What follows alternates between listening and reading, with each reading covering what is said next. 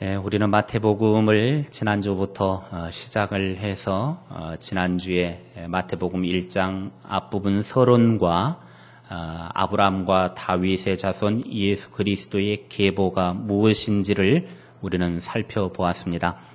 마태복음 1장은 예수 그리스도의 족보로부터 시작이 되어지는데 이 족보는 예수 그리스도의 근본과 그의 인생을 설명해 주고 있는 아주 중요한 뿌리입니다. 믿음의 조상인 아브라함부터 시작을 했다라고 우리는 지난주에 배웠습니다. 유대인들에게 있어서는 아담으로 가는 것이 아니라 다시 한번 지난주에 공부했던 걸 생각해 보면 이 마태복음이 대상이 누구를 위해서 썼다고 그랬습니까? 유대인입니까? 이스라엘 백성 이방인입니까? 예, 이방인. 마태복음은 이방인을 위한 책입니다. 그래서 이방인들을 위해서 들으라고 마태가 이 복음을 썼습니다. 그래서 족보가 누가복음에는 아담까지 올라가는데 여기에는 이제 이방인들에게 믿음의 조상이 누구인가라고 하는 것으로부터 시작이 되다 보니까 이방인들에게 들으라고 하다 보니까 오늘 이 말씀이 특별히 아브라함과 다윗의 자손 그렇게 나갑니다. 그러니까 유대인들이 처음 믿음의 시초를 아브라함으로 보기 시작했고 그리고 다윗 왕이 그 이루었던 전성기를 최고의 전성기라고 여겼을 뿐만 아니라 왕 중에 최고의 왕, 하나님을 잘 섬겼던 왕, 그렇게 생각을 했기 때문에 다윗의 왕권을 인정하는 차원에서 아브라함과 다윗의 자손 예수 그리스도의 계보라 그렇게 이야기를 했습니까? 그러니까 아브라함의 믿음의 조상의 어떤 그런 계보와 그리고 다윗의 그 왕권의 계를 잇는 분이 바로 예수 그리스도다라고 하는 것을 설명해 주기 위해서 마태복음 1장 첫머리에 아브라함과 다윗의 자손 예수 그리스도의 계보라 그렇게 설명을 했습니다. 이것은 지난주에 배웠던 것이고요. 그런데 특이한 것은 2절부터 16절까지 쭉 살펴보면 여기에 계속해서 낳고 하면서 생명의 역사가 이어져 가는 것을 볼 수 있습니다. 여기에 낳고 자체는 어떻게 보면 생명을 낳는 것은 하나님의 축복입니다. 그래서 생명을 낳는 것은 하나님의 놀라운 복 중에 하나인데 왜냐하면 창세기 1장 28절에 왜 낳는 것이 하나님의 축복인지를 자세하게 설명해 주고 있습니다. 창세기 1장 28절 같이 읽겠습니다. 시작. 하나님이 그들에게 복을 주시며 하나님이 그들에게 이르시되 생육하고 번성하여 땅에 충만하라. 땅을 정복하라. 바다의 물고기와 하늘의 새와 땅에 움직이는 모든 생물을 다스리라 하시니라. 아멘.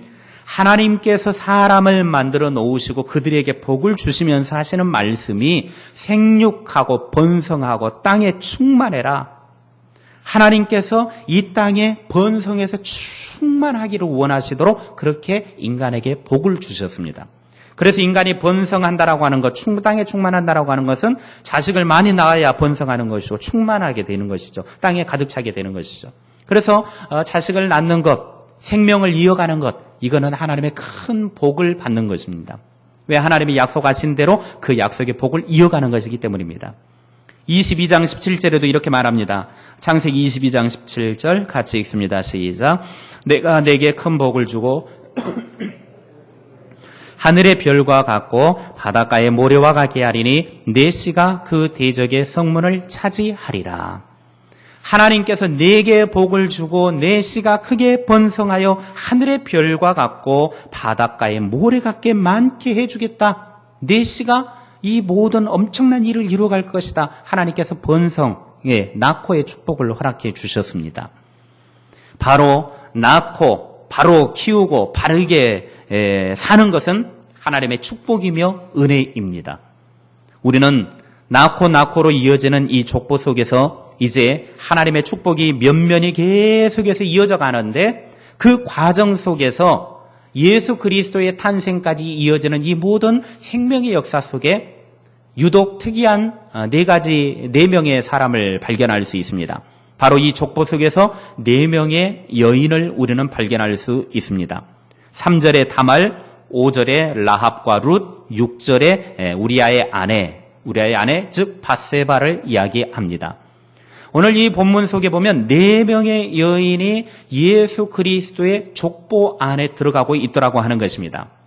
유대인들의 족보에 여인의 이름이 실린 것은 있을 수 없는 일입니다. 흔치 않는 일입니다. 더군다나 유대인들에게 있어서 여자들은 사람 취급도 하지 않기 때문에 인간 취급도 받지 못하는데 족보에까지 올라간다. 이건 엄청난 사건 중에 대사건입니다. 여인들의 그런데 이 올라가는 것도 올라가는 것이지만 그런데 이 여인들의 면면을 살펴보면 과연 예수 그리스도의 족보에 올라갈 만큼 훌륭한 여인들이었느냐? 그것도 전혀 아니었다라고 하는 사실입니다. 족보에 올렸다가는 오히려 커다란 예수 그리스도의 족보에 있어서 흠집이 갈 만한 여인들이었습니다.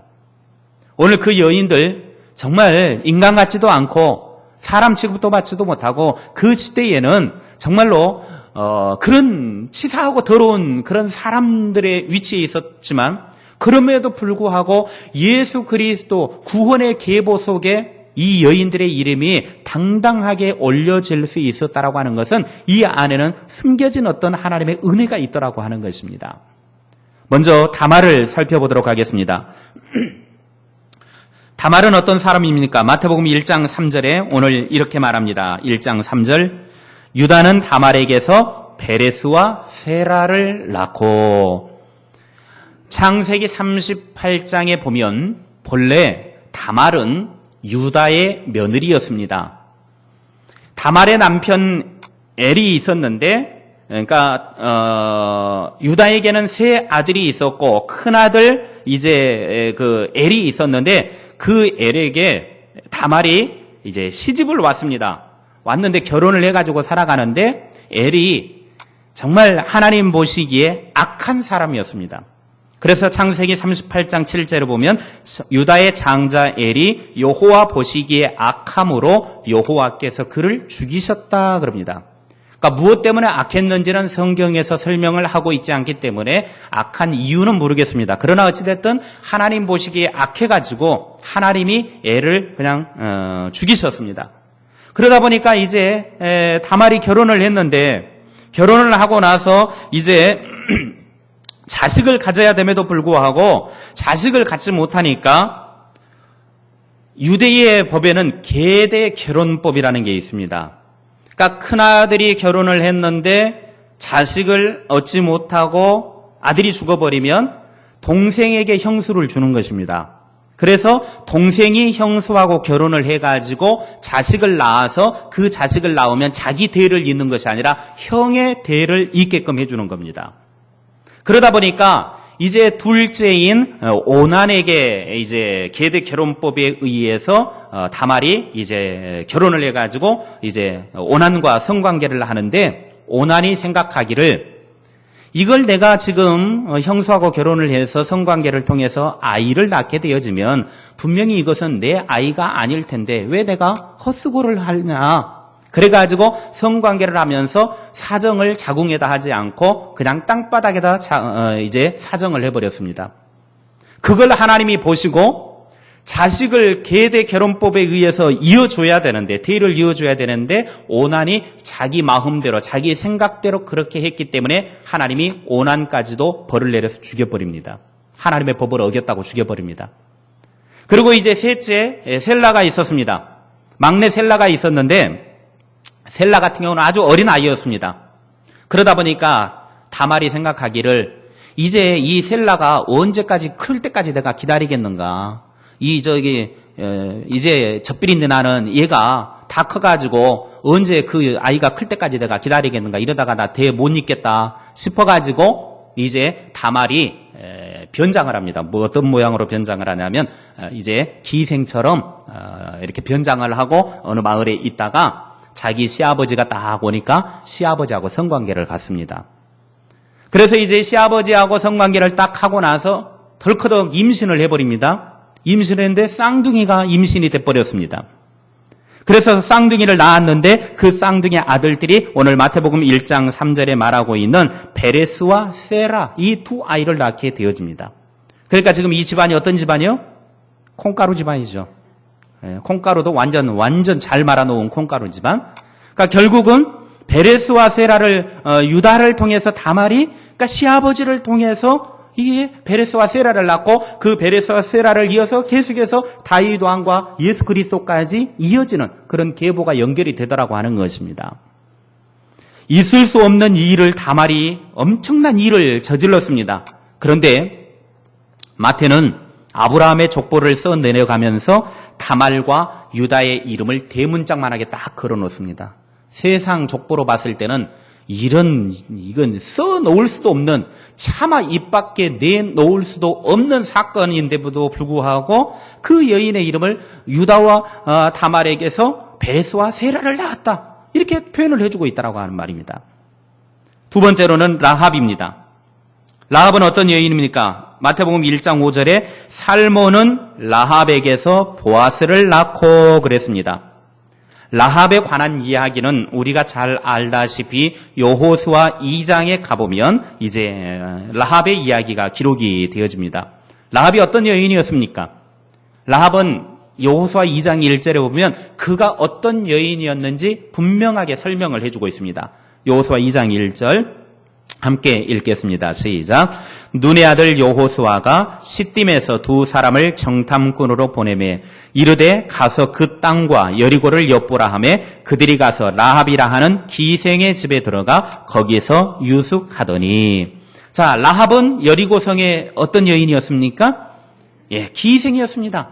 아마 여리고성의 대표적인 기생 중에 한 사람이었던 것 같습니다. 그러니까 여리고 지역의 기생 중에 대표가 되어지는 기생, 이 사람이 바로 라합이었습니다. 그러나 라합은 여리고성을 정탐하기 위해 들어온 이스라엘의 정탐꾼들을 기지를 발휘해가지고 그들을 살려줍니다. 그리고 그것이 인연이 되어져서 살몬과 결혼을 하고 나중에는 보아스를 낳게 됩니다. 보아스를 낳게 됨을 통해서 천대받고 멸시받던 기생의 신분이 하나님의 택함을 받은 이스라엘의 아내로 변모가 되어버리더라고 하는 것입니다. 그러니까 대표적인 기생이 결국은 이스라엘의 그 정탐꾼들을 살려줌을 통해서 후에 보아스와의 결혼을 통하여 이스라엘의 계보를 잇는 그런 놀라운 선택된 여인으로 세워지게 되더라고 하는 것입니다. 세 번째는 룻입니다. 마태복음 1장 5절에 보아스는 룻에게서 오벳을 낳고, 룻기를 보면 룻이 어떤 여인이라고 하는 것을 잘 설명해 줍니다. 베들레헴에 엘리멜렉이라고 하는 사람이 살고 있었습니다. 엘리멜렉의 아내의 이름은 나오미였고 그에게는 두 아들이 있었는데 큰아들은 말론, 둘째는 기럨이었습니다. 그러니까 큰아들은 말론, 둘째는 기럨이었는데 이들이 베들레헴 지역에 살고 있을 때에 베들레헴 지역에 엄청난 흉년이 오게 됩니다. 그래서 이 흉년을 피해보기 위해서 이제 모압 땅에 좀 음식이 있다더라 소문이 나니까 모압 땅으로 이사를 해서 잠시 좀 흉년을 피하고 이제 다시금 베들레헴의 풍년의 소식이 돌아오면 우리가 돌아오자. 그래서 임시 방편으로 대피하기 위해서 베들레헴을 버리고 이제 모압 땅으로 이주를 하게 되어집니다. 그런데 모압 땅의 자리에 잡고 삶을 살아가면서 이제 엘리멜렉에게 두 아들이 이제 결혼을 시켜서 두 이제 자부를 얻게 됩니다. 그래서 두 자부가 생기는데 모압 여인들과 결혼을 해서 두 며느리가, 큰 며느리는 오르바, 둘째 며느리는 룻이었습니다. 그래서 이제 이 지역 모압에서 잠깐 피하면서 삶을 살아가는데 그 지역에서 이제 자식들을 결혼시켜놨고 어느 순간 엘리멜렉이 그냥 훌쩍 죽어버린 것입니다. 장례를 치르고 나서 또 얼마 되지 않아서 이제 두 아들마저도 죽어버리는 겁니다. 그러다 보니까 이 집에는 세 과부만 남게 된 겁니다. 기구한 운명이죠. 세 과부만 남게 돼가지고 더 이상 이제 우리가 이 이방 땅에 머물러 가지고는 밥 빌어 먹고 살기도 힘들고 어느 누구도 우리 도와줄 사람이 없다 싶어서 이제 나오미가 고국으로 돌아가자, 베들레헴으로 돌아가자. 그렇게 마음을 먹고 작정을 하고 이제 며느리들에게 이야기를 합니다. 어차피 너희들은 베들레헴 사람들도 아니고 유대인들도 아니고 이쪽 모압 사람이기 때문에 여기까지 갈 필요도 없고 그리고 후사를 이을 사람도 없으니까 너희들이 그냥 집으로 돌아갈 것 같으면 돌아가라. 자유를 주었습니다. 자유를 주면서 이제 갈 테면 가라, 따라올 테면 따라라. 이제 이렇게 이야기를 했을 때에 룻은 철저하게 시어머니를 따라서 나도 베들레헴으로 가겠습니다라고 이야기하지만 큰 며느리는 아닙니다. 어머니 말씀대로 어차피 가봐야 나에게는 소망이 없으니까 나는 그냥 이곳 모압에서 살면서 그냥 밥이라도 먹으면서 살겠습니다. 어머니 그냥 가십시오 하고 포기를 해버립니다. 그때 룻은 이제 나오미가 룻에게 너 따라오지 말아라. 어차피 너 가봐야 고생하니까 오지 마라. 나 혼자 그냥 밥 비려 먹고 살 수 있으니까 오지 말아라. 간곡하게 부탁을 했음에도 불구하고 룻은 그렇게 하지 않았습니다.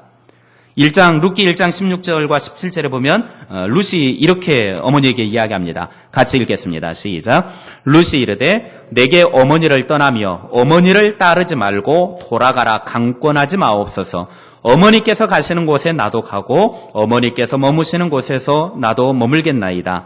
어머니의 백성이 나의 백성이 되고 어머니의 하나님이 나의 하나님이 되시리니 어머니께서 죽으시는 곳에서 나도 죽어 거기 묻힐 것이라. 만일 내가 죽는 일 외에 어머니를 떠나면 여호와께서 내게 벌을 내리시고 더 내리시기를 원하나이다 하는지라.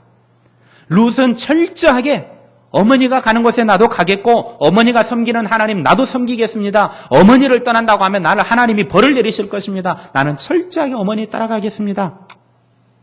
그래서 작정을 하고 이방 여인이었음에도 불구하고 모압의 여인이었음에도 불구하고 베들레헴으로 따라오는 것입니다. 그래서 룻기 1장 22절에 나오미가 모압 지방에서 그의 며느리 모압 여인 룻과 함께 돌아왔는데 그들이 보리 추수 시작할 때에 베들레헴에 이르렀더라. 룻은 어느 지역 여인이었다고요? 모압 여인이었다라는 거예요. 모압 여인은 다시 말하면 이방의 여인이었다라는 겁니다.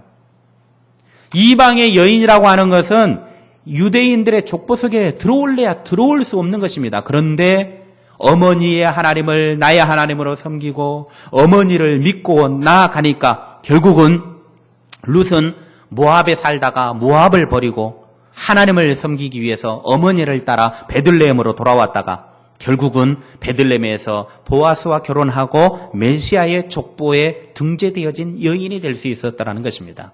우리가 이미 룻기는 다 살펴보았기 때문에 더 자세한 것은 이제 말하기는 그렇고 결국은 이방 여인이었던 이 여인도 그리고 소망도 없지만 베들레헴으로 따라왔다가 그곳에서 결국에는 결혼을 하여서 메시아의 계보를 잇는 그런 복을 누리게 되었다라고 하는 것입니다. 마지막 네 번째로 밧세바입니다. 마태복음 1장 6절에 이새는 다윗 왕을 낳으니라. 다윗은 우리아의 아내에게서 솔로몬을 낳고 우리아의 아내가 누구입니까? 밧세바입니다. 사무엘하 11장 23절에 보면 이렇게 설명이 되어져 있습니다. 같이 읽겠습니다. 시작. 저녁 때에 다윗이 그의 침상에서 일어나 왕궁 옥상에서 거닐다가 그곳에서 보니 한 여인이 목욕을 하는데 심히 아름다워 보이는지라. 다윗이 사람을 보내 그 여인을 알아보게 하였더니 그가 아뢰되 그는 엘리암의 딸이요 햇사람 우리아의 아내 밧세바가 아니니까 하니. 이 사건의 전말은 그렇습니다. 우리아는 다윗을 위해 국방을 책임진 장군이었습니다. 그리고 그 당시에는 이스라엘 백성들이 암몬과 치열한 전쟁이 있었고 그리고 겨울이 되니까 양쪽이 이제 정전 협정을 해가지고 겨울에 전쟁을 중지를 하게 되어집니다. 그리고 이제 전쟁이 중지되어졌어도 여전히 모든 군사들은 전쟁터에 나가 있는 것이죠. 잠시 그냥 소강 상태만 있는 것이죠. 그러고 나서 이제 날이 풀리고 봄이 됐습니다. 봄이 돼서 이제 전쟁이 시작이 됐습니다. 시작이 되어지는데 암몬과의 전쟁을 하기 위해서 모든 군사들이 나가 있는데 다윗 왕은 왕궁에서 한가하게 있다가 저녁 때쯤에 이제 왕궁 옥상에서 이리저리 이제 거닐다가 저쪽에 집을 보니까 어떤 여인이 홀라당 벗고 그냥 샤워를 하고 있네요. 그러니까는 다윗이 보니까 아유 뭐 여자가 가지고 너무나 이쁘네. 그래가지고 너무 이뻐가지고 눈이 그냥 헷가닥해가지고 백성들은 지금 군인들은 전쟁터에 나가서 막 피비린내 나게 싸우고 있는데 그 여인을 불러다가 이제 궁에 데려와가지고 그냥 이제 성관계를 해버리는 겁니다. 그리고 나서 조금 있으니까 임신을 했다고 그러네요. 아이고 이거 큰일 났네요. 이 여인이 누군가 알아봤더니 나중에 우리아의 그 아내였다라는 거죠. 누구 아내도 아니었으면 후처라도 삼으면 좋은데 지금 자기 충신의 아내잖아요. 그래가지고 이제 군대 그 높은 사람 불러다가 작전 계획을 짭니다. 다윗이 작전 계획을 짰는데 어떤 작전 계획을 짰냐면 치열한 전쟁에 막 싸우는 척 나가가지고 우리아를 앞장 세워서 우리아한테 이제 막 우리아가 앞에 나가면 자연스럽게 뒤로 밀리는 척 너희들은 쏙 빠져라. 그래가지고 우리아가 전쟁에 그냥 죽게 만들어 버려라. 그렇게 해가지고 결국은 작전 딴 대로 돌격 앞으로 해가지고 막 이제 야 하면서 막 달려갔을 것 아닙니까? 야 암몬 너희들 죽었다 이 자식들 하고 막 이제 달려가다가 뭣도 모르고 우리아도 그냥 야 하고 달려갔는데 갑자기 뒤로 쏙 빠져버리고 암몬 사람들이 그냥 막 창 던지고 막 그래가지고 결국은 우리아가 전쟁터에서 전사를 해버립니다. 이제 우리아가 죽었다라고 하는 말을 듣자마자 다윗이 우리아의 아내 밧세바를 왕궁으로 들여가지고 후처를 삼고 아기를 낳는데 첫째 아들은 죽습니다. 그리고 둘째 아들이 솔로몬이 되어진 거죠. 그래가지고 솔로몬을 통해서 이제 대를 이어간 것입니다. 이런 족보 한번 상상을 해보십시오. 말도 안 되는 일이지만 결국은 이런 일들을 통해서 예수 그리스도의 그 메시아인 예수 그리스도의 족보에 그 대를 이어가는 그런 일들을 족보 속에서 기록하고 있더라고 하는 것입니다. 여러분 한번 보십시오. 이런 족보의 기록을 통해서 왜 하나님이 이런 것들을 지워버리지 않고 그냥 슬그머니 넘어가지 않고 이런 여인들의 이름을 써서 예수 그리스도의 족보 안에 집어넣고 흠이 될 정도의 이런 여인들을 집어넣어가지고 말도 안 되는 여인, 사람 취급도 받지도 못하고 그거는 둘째 치고라도 정말 더럽고 추잡하고 치사하고 그런 여인들 왜 일일이 기록했는가 하는 것입니다. 치사하고 더러운 사람들이지만 예수님의 족보 안에는 이렇게 다양한 사람들이 있고 때로는 성결과 믿음의 사람들뿐만 아니라 온갖 불의와 죄악과 더러운 짓을 한 사람들이 다 포함되어 있더라고 하는 것입니다. 그러니까 하나님의 역사는 정의만 있는 것이 아니라 옳은 것만 있는 것이 아니라 때로는 불의도 들어있고 그 모든 것들을 통하여서 하나님은 하나님이 하시고자 하시는 이 일을 완성해 가더라고 하는 것입니다. 우리 같으면 그렇게 말하죠. 아니 메시아의 족보 속에서 그 대를 이어가는 정통성이 되려고 하면 조금 깨끗한 여인들을 써야 되는 것 아닙니까? 하나님께서 온 인류를 구원하실 메시아의 계보를 잇는데 어떻게 기생이 들어가고 어떻게 시아버지하고 관계를 해서 자식을 낳은 여인이 들어가게 되어지고 여러분 말이 안 되잖아요. 그럼 우리 같으면 깨끗한 여인들만 좀 써가지고 대를 이어가면 얼마나 멋있습니까? 말하기도 좋잖아요. 그런데 하나님은 인간 역사에 그 모든 것들을 그대로 합력해서 사용하시더라는 거예요. 다 깨끗하게 사용하신 것만이 아니라 의롭게만 만들어서 쓰시는 것이 아니라 있는 그대로의 그 모든 것들을 다 사용하셔서 결국에는 나중에는 그 모든 것들을 통해 하나님께서 메시아인 예수 그리스도가 태어나도록 그 모든 일들을 해나가더라고 하는 것입니다. 자칫 우리가 잘못 성경을 해석을 하고 바라보다 보면 성경은 참 더러운 책이구만. 예수 그리스도는 더러운 피를 물려받았구만. 그런 더러운 사람이 어떻게 피를 이어받은 분이 메시아가 구원자가 될 수 있어? 우리는 그렇게 쉽게 말할 수 있습니다. 그러나 하나님은 결국 그 모든 것들을 통해서 메시아를 만들어내셨고 이것을 통해서 인간을 향한 구원을 완성하셨다라고 하는 것입니다. 이 모든 사람들이 예수님의 족보 안에서 예수님의 조상으로서의 영광도 누렸을 뿐만 아니라 그들은 그 예수 그리스도의 영광스러운 족보 속에서 당당하게 자기의 이름도 올리고 있다라고 하는 사실입니다. 이것은 예수님께서 하나님이 그들을 다 용서하시고 받아주셨기 때문에 그들의 이름이 당당하게 올라갔던 것처럼 오늘 이 땅에 살아가는 우리 모두도 마찬가지입니다. 예수님께서 우리의 모든 죄악들을 다 품으시고 안으시고 용서해 주셨기 때문에 우리도 당당하게 이름을 올릴 수 있다라고 하는 것입니다. 솔직히 우리 자신을 돌아보면 하늘나라 생명책에 이름을 올릴 만한 당당한 사람이 누가 있겠습니까? 누가 하늘나라 생명책에 당당하게 내 이름을 기록할 수 있다라고 말할 수 있겠습니까? 다 하나님이 용서해 주셨기 때문입니다. 나의 모든 죄악을 품어주시기 때문에 그렇습니다. 누구든지 예수 그리스도를 영접하고 예수 그리스도를 믿기만 하면 모든 죄를 다 용서해 주시기 때문에 당당하게 내 이름을 하늘나라 생명책에 올릴 수가 있는 것이죠. 지금도 누구든지 예수 그리스도를 영접하는 자에게는 더러운 여인들이 하늘나라에 정말로 기록될 만한 그 족보에, 메시아의 족보의 계보 속에 들어갔던 것처럼 오늘 또 누구든지 예수 그리스도를 믿기만 하면 아무리 추잡하고 치사하고 더럽고 망나니와 같은 인생이 된다 할지라도 하나님은 다 용서하시고 다 품으시고 다 받아주신다라고 하는 사실입니다.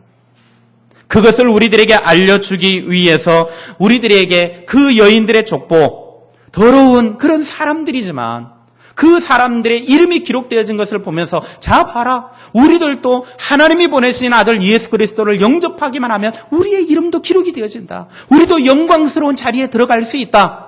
그걸 가르쳐 주시는 것입니다. 하나님은 잘난 자나 못난 자, 존귀한 자나 비천한 자나 성공한 자나 실패한 자나 의로운 자나 불의한 자나 남자나 여자나 어느 누구든지 간에 하나님의 원대하신 구원 계획을 이루는 일에 쓰임받고 있다라고 하는 사실을 믿으시기 바랍니다. 못나고 실패하고 불의하고 나 같은 부족한 사람도 손가락질하며 조롱하고 업신 여길 수 있는 이들의 치부를 살펴보고 그래도 그들을 사랑하셔서 당신의 뜻을 이루는 일에 들어 쓰시는 하나님. 잘난 사람만의 하나님이 아니라 못난 사람은 못난 사람대로 하나님이 쓰신다라는 사실입니다. 죄가 있으면 죄가 있는 대로 그 더러운 것을 하나님은 들어서 쓰신다라는 것입니다. 깨끗하면 깨끗한 대로, 더러우면 더러운 대로 우리의 삶의 모습을 그대로 들어서 쓰시는 하나님. 하나님의 뜻을 이루기 위해서는 얼마든지 하나님은 당신의 계획하심을 이루기 위해서 누구든지 들어서 쓰시는 하나님을 우리는 발견할 수 있어야 합니다. 우리 성도들이 이 땅 위에서 하나님의 뜻을 이루는 일에 열심을 내고 헌신하는 하나님의 사람이 다 될 수 있기를 바랍니다. 나 비록 연약하고 나 비록 부족하고 나 비록 내세울 것 없고 나 비록 정말로 보잘것없는 정말로 이 세상에 흙과 같은 더러운 존재이지만 예수 그리스도 안에 들어가는 순간 나를 통해서 하나님의 구원 역사를 이루어 가시고 나를 통해서 하나님이 위대하신 일을 하신다라고 하는 이 사실을 기억하시면서 우리 모두도 이렇게 예수님의 족보 속에 들어간 여인들처럼 하나님 앞에 귀하게 쓰임받고 세워지는 우리 모두가 되어지기를 주님의 이름으로 축복합니다.